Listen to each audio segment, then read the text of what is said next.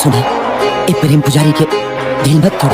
तू हमरा से रिश्ता मत जोड़ा, हम केहू और के हो चुकल बानी। तू सिर्फ हमार हो और हमरे गे जान सुन हमर जान डीजे मनीष रक्सौल, डीजे मनीष रक्सौल,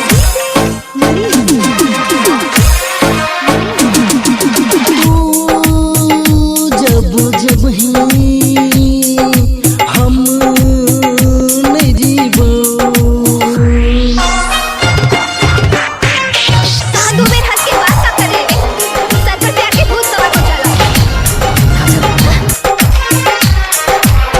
छोइरक नहीं जो हेग जान, छोइरक नहीं जो हेग जान, हम तोरा बिन नहीं जीवो गे, हम तोरा बिन नहीं जीवो।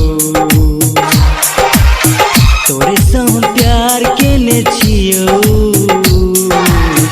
तोरे से हम प्यार केने छियो, हम तोरा बिन नहीं जीवो ये, हम तोरा बिन नहीं जीवो। हेगे जान हेगे जान हेगे जान हेगे जान गे परान, हम तोरा बिन नहीं जीवो गे, हम तोरा बिन नहीं जीवो।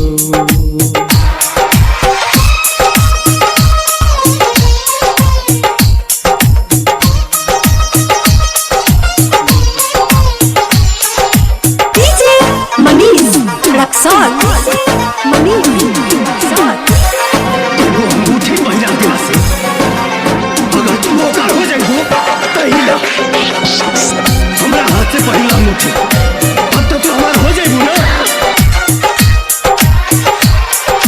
प्यार ही तू हमर यार भी तू, तोरा बिना कोना रहब, हाय बाली रे बाली इधर दू जुदाई, तोरा बिना कोना सब।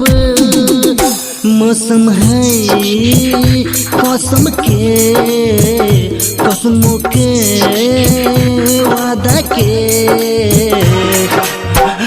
करीब हमर जान, करीब हमर जान, हम तोरा बिन नहीं जीवो ये, हम तोरा बिन नहीं जीवो।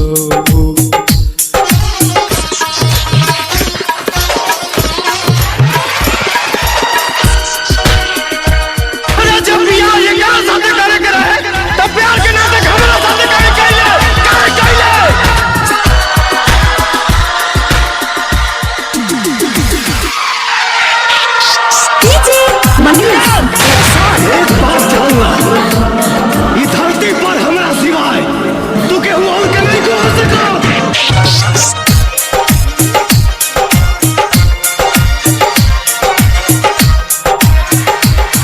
धड़कन में बसैयो कि दिल में छुपैयो, तोरा दूर जाए नहीं देबो, हाय तोरा हमरा बीच में जब कोई एतै ओकरा हम काट देबै। बस एतबे कह के हम सांसों में रह के हम, चैन हम तू लाल ले, चैन हम तू लाल ले, हम तोरा बिन नहीं जीवो ये, हम तोरा बिन नहीं जीवो।